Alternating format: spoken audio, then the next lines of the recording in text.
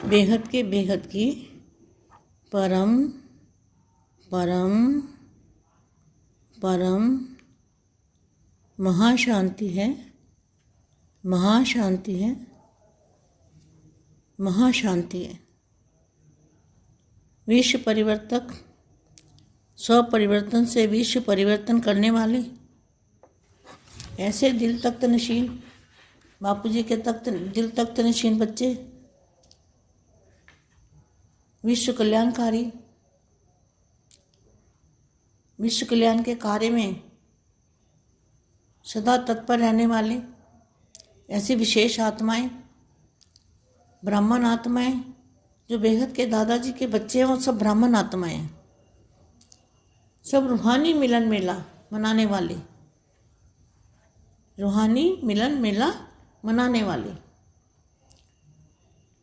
मतलब रूहों को जानने वाले, रूह का परिचय, आत्मस्वरूप में रहने वाले, इसको कहेंगे रूहानी मिलन मेला। सर्व प्राप्तियों का संपूर्ण अधिकार पाने वाले,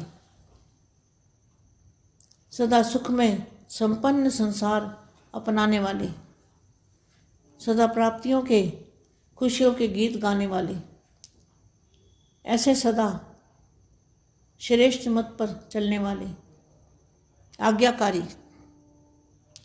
सुपात्र, ऐसे बच्चों को, विशेष आत्माओं को, बेहद की माँ का, बेहद के बच्चों को बेहद की माँ का याद प्यार और नमस्ते।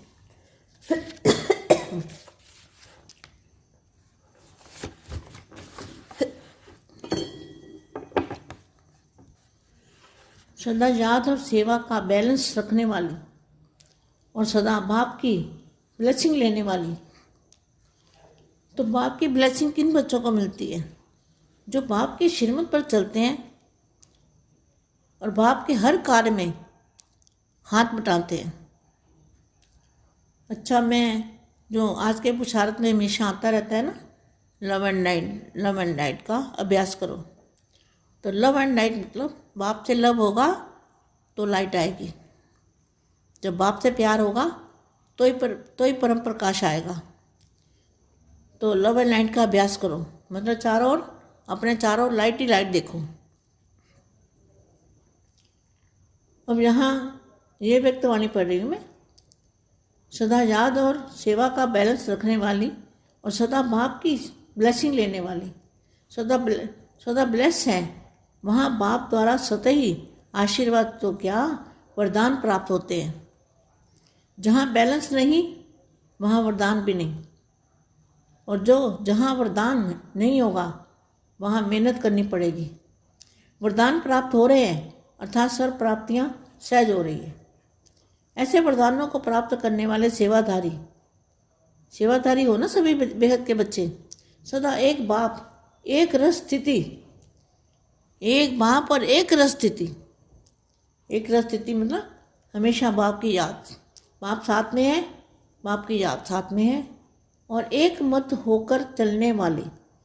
ऐसा ग्रुप है ना जहाँ एक मत है, वहाँ सदा ही सफलता ही है, और सदा हर कदम में बाप प्रदाता द्वारा वरदान प्राप्त करने वाले ऐसे सेवाधारी, सच्चे सेवाधारी सदा अपने को डबल लाइट समझकर सेवा करते रहो। डबल लाइट में ना बाप और आप कंबाइंड हो, इसको कहेंगे डबल लाइट। जितना हल्के तो उतना हल्के हो जाएंगे, मतलब वेटलेस बॉडी होगी। तो जितना हल्के उतना सेवा में हल्कापन, और जितना सेवा में हल्कापन आएगा उतना सभी सहज उड़ेंगे और उड़ाएंगे। उड़ेंगे और उड़ाएंगे मतलब जब हल्की बॉडी हो जाएगी तो उड़ने लगोगे, तो उड़ने वाले बनोगे तो जो आपको देखेगा, सोचेगा, याद करेगा वो भी उड़ने लगेगा। अगर जीवन मुक्ति वाला है तो उड़ने लगेगा, अगर मुक्ति वाला है तो मुक्ति में चला जाएगा। तो डबल लाइट बन सेवा करना, याद में रहकर सेवा करना, यही सफलता का आधार है। क्या? बाप की याद में रह के सेवा करना, यही सफलता का आधार है, यही सफलता का आधार है। उस सेवा का प्रत्यक्ष फल मिलता है। संगम युग सदा सर्व प्राप्ति करने का युग है। संगम युग मतलब जब बाप और बच्चों का मिलन होता है उसको कहेंगे संगम युग। और दूसरा, हद की दुनिया को परिवर्तन करना है बेहद में, तो बेहद की दुनिया, हद की दुनिया बेहद की दुनिया में परिवर्तन हो जाएगी, तो इसको भी कहेंगे संगम युग। तो संगम युग माना बाप और बच्चों का मिलन, यह भी संगम युग। तो संगम युग श्रेष्ठ बनाने का युग है। ऐसे युग का पाठ बजाने वाली आत्माएं कितनी श्रेष्ठ हो गई। आप कितने श्रेष्ठ आत्माएं हो आपको पता नहीं है।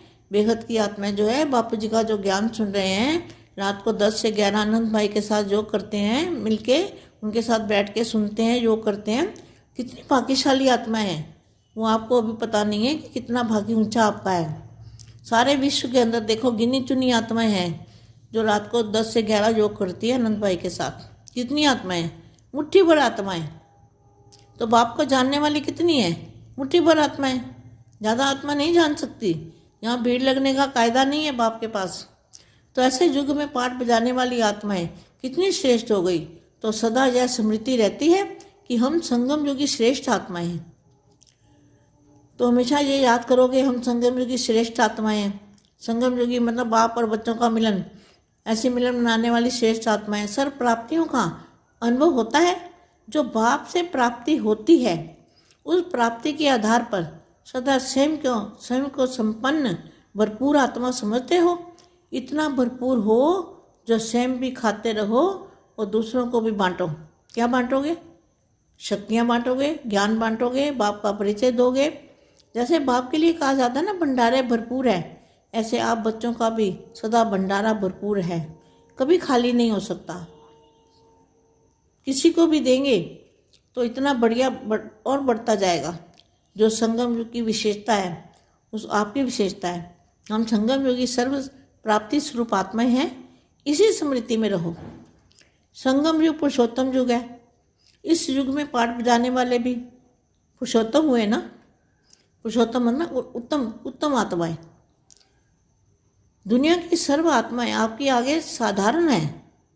आप अलौकिक और न्यारी आत्माएं हो।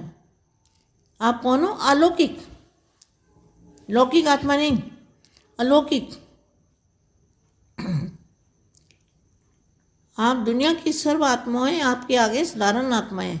आप अलौकिक और न्यारी आत्माएं हो। वह अज्ञानी है और आप ज्ञानी हो।